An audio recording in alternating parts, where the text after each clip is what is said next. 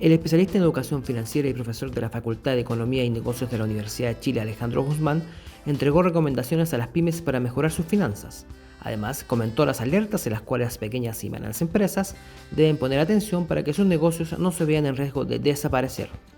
El columnista en diferentes medios escritos y panelista en diversos programas de Canal 13 se refirió en primer lugar acerca del significado que tiene para una empresa el contar con una salud financiera. Eso se refiere fundamentalmente, Patricio, a que tú tengas un flujo de caja que sea ordenado y que te permita enfrentar, como en primer lugar, tus pagos y compromisos sin tener que estar haciendo prórrogas o atrasándote o recurriendo a un costo financiero alto. Es una finanza sana parte por tener un nivel de caja apropiado acorde a las ventas y pagos de tu negocio. Y lo segundo que es relevante, ¿no es cierto?, tener ordenado los activos y pasivos de tal manera que el endeudamiento que tú tengas también sea acorde a lo que necesita tu negocio. Por ejemplo, si tú vendes 5 millones de pesos mensuales y necesitas un crédito de capital de trabajo, tu deuda no debiera ser más allá de un mes de venta. 5 millones de pesos mensuales, pero si estás debiendo 20 o 30 millones de pesos, hay alguna señal. Entonces lo fundamental, caja ordenada, una deuda asociada a tus ventas y a tus necesidades y manejar muy ordenadamente la estructura de endeudamiento. En segundo término, el ingeniero comercial comentó los riesgos en la salud financieras que las micro, pequeñas y medianas empresas deben evitar. Yo diría que hay un montón de riesgos, ¿no es cierto?, que están asociados a cada negocio, los riesgos de mercado, de venta, los clientes, la ciberseguridad, riesgos operativos, incluso de cosas que ni siquiera dependen de lo que uno puede hacer. Pero dentro de las variables que uno puede controlar es estar encima del núcleo de esto. La caja y el manejo de la liquidez es el aparato circulatorio de cualquier negocio. Y lo que vemos es que si no hay un buen flujo de caja, una proyección de venta, un buen análisis de costo, ¿no es cierto? De finalmente muchas veces las pequeñas empresas confunden la caja o las ventas con la utilidad. Entonces te ingresaron, no sé, 8 millones de pesos, pero esos 8 millones de pesos, tu margen es un 10%, 800.000. Entonces si yo compro una máquina con esos 8 millones de pesos, probablemente me cause un enredo financiero. Entonces el llevar un férreo control de caja y entender bien tus números creo que es fundamental para ir sacando adelante el negocio. Además, Alejandro Guzmán entregó una serie de consejos para mejorar o encauzar la salud financiera de sus negocios.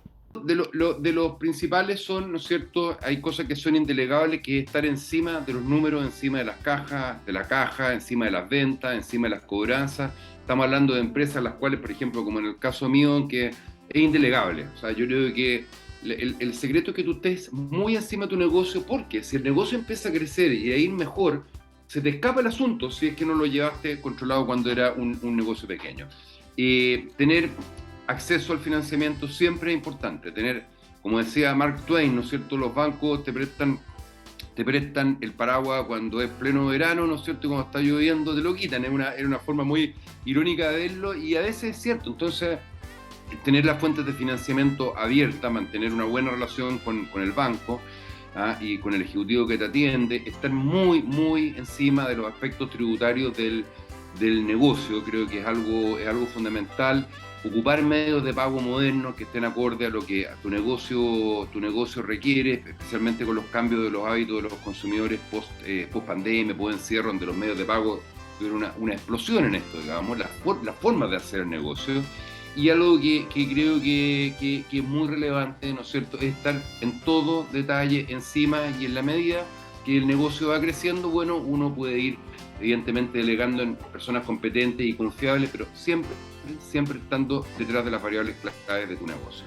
El profesor de la Facultad de Economía y Negocios de la Universidad de Chile también tuvo palabras para los principales errores que cometen las empresas de menor tamaño en materia financiera. O de las experiencias que vimos que fundamentalmente habían afectado mucho a las empresas era un débil manejo de la liquidez y de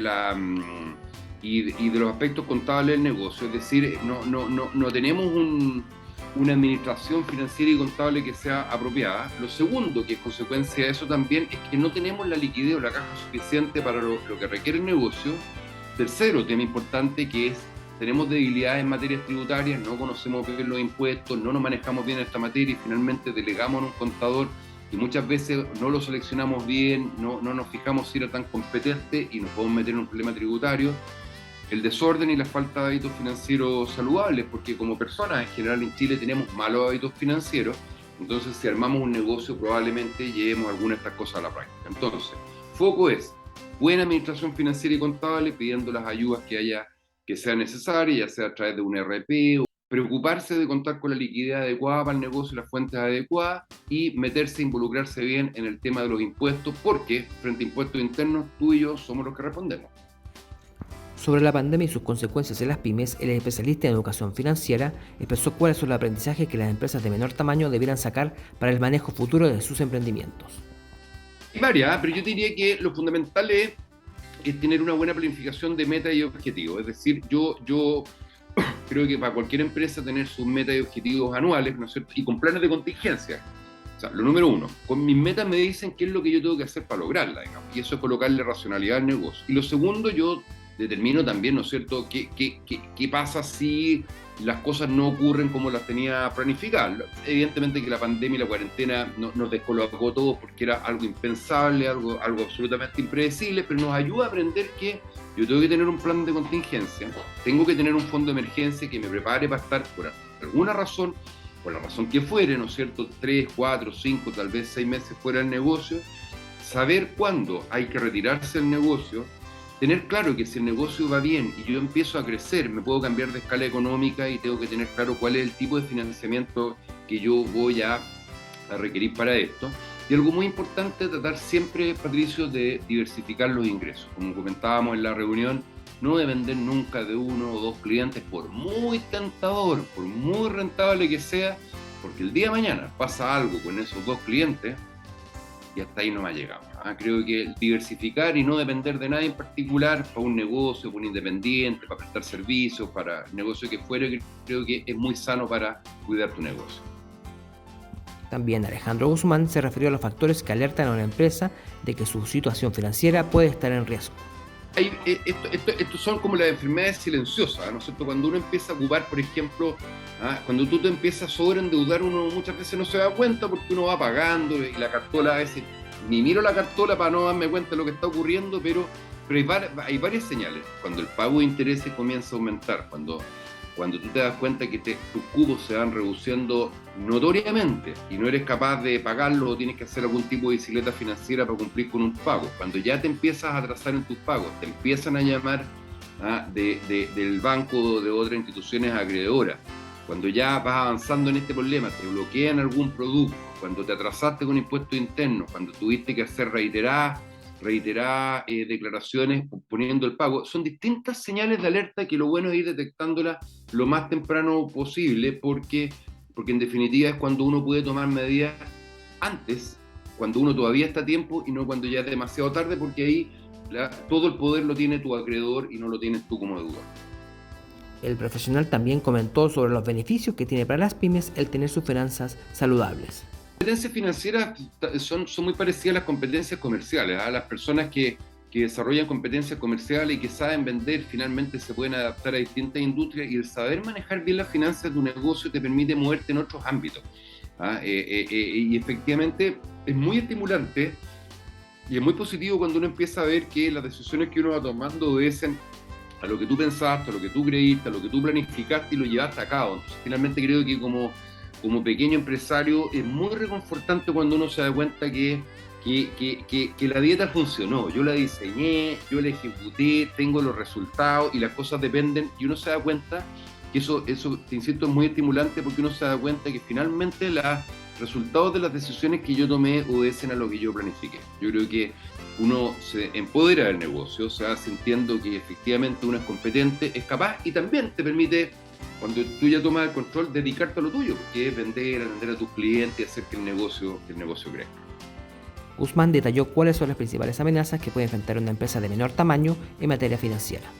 Yo diría que a nivel de persona y empresa es que nosotros no llevamos un buen presupuesto, ya sea familiar o de negocio. Un buen presupuesto de ingreso y de gasto que finalmente se deriva en un flujo de caja. Es decir, saber cuántos son mis ingresos, cuántos son mis egresos. Y fíjate que si yo fuera empleado a sueldo de una empresa, es bastante más sencillo porque yo sé cuánto me ingresa todos los meses mientras tenga pega.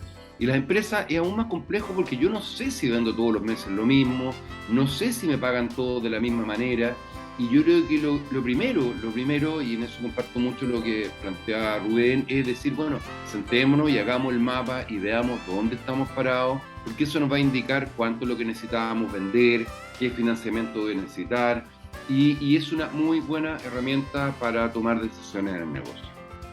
Finalmente, el especialista en educación financiera y profesor de la Facultad de Economía y Negocios de la Universidad de Chile, Alejandro Guzmán, se refirió a cuáles son las faltas de hábitos saludables, financieros y contables que son los más recurrentes en quienes tienen una empresa. Fíjate que ha ocurrido que hay empresas en las cuales el dueño o el gestor, ¿no es cierto?, es el bueno para el negocio, deja todo en manos de los demás, pero resulta que ahí corre mucho riesgo porque finalmente las personas actúan por distintos incentivos, distintas motivaciones y no necesariamente siguen al dueño. Entonces, por lo tanto, en la medida que el negocio es más pequeño, tú tienes que estar en todas las áreas de tu negocio, no ejecutando todas las tareas, pero teniendo claro qué es lo que está ocurriendo. Y creo que eso es muy positivo porque finalmente, como comentaba en la charla, el que más sabe, el que mejor se maneja, el conocimiento nunca está de más, y el conocer de materias comerciales, de tu mercado, algunos conceptos macroeconómicos básicos, las variables que influyen, creo que te ayuda a algo bien importante, Patricio, que es mejorar tu proceso de toma de decisiones. Finalmente tomamos decisiones más racionales, uno aprende su experiencia y dice, mira, si el dólar está subiendo y estamos en este negocio, mejor no lo hagamos o pongámoslo para después. O si esto requiere un endeudamiento y el endeudamiento es muy alto porque yo ya estoy siguiendo las tasas de interés, tal vez sea el momento de esperar. Yo creo que ayuda mucho a mejorar el proceso de decisiones racionales.